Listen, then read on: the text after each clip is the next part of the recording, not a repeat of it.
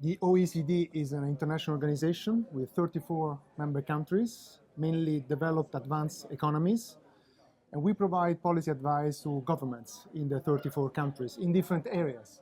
The government set to some extent our agenda. For example, in my area, I'm the Director for Employment, Labor and Social Affairs. They say we are facing a significant problem of high unemployment. We are facing significant problem of high income inequalities. We have huge problem of increased demand for health services, and yet our resources are actually limited. Can you help us identify what is the best way to deal with these problems? Can you give any examples of policy recommendations you've made that have been implemented that had a significant effect? Well, for example, many countries during the financial crisis saw unemployment increasing, sometimes significant in the US, but also in a number of European countries. So the question is that how can we deal with that? And we said, well, of course it is important to provide income support to the unemployed persons, to help them actually search for new jobs, but make sure you can actually put together with the income support, also effective re-employment services, job search support, training and retraining, so that actually you can provide all the support the unemployed need to go back as quickly as possible into jobs. One of the big economic problems that many governments are having today is spending a lot more money than they take in and being over their heads in debt. What kind of recommendations can you make for them other than to spend less?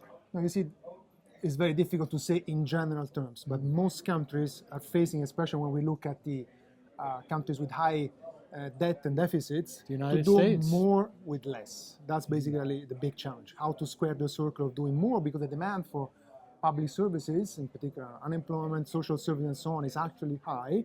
At the same time, there is a sort of fiscal consolidation, reduction in the resources available. The point is really to do and target the best public resources, try to preserve those programs that are most effective, most important. Do you think that the government should be the employer of last resort?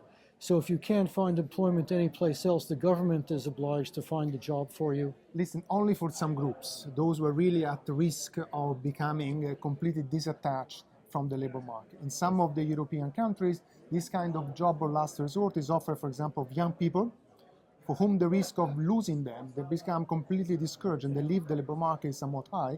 You cannot offer it to everyone because it will be too costly and also not very effective. Many people find their way into new jobs as soon as the economy picks up. Others, especially those who have low skills, never work, they don't have work experience, they need a bit more support. Now, there are apparently a lot of technology jobs that are going unfilled, even though there are a lot of unemployed people, because they don't have the necessary skills.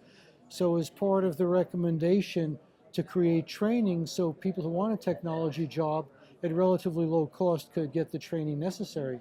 This is a big issue, the one of skill mismatch. So the fact that a number of job vacancies in the market and yet many unemployed, and they don't match together, of course requires what? Providing the right skill to those who are looking for jobs.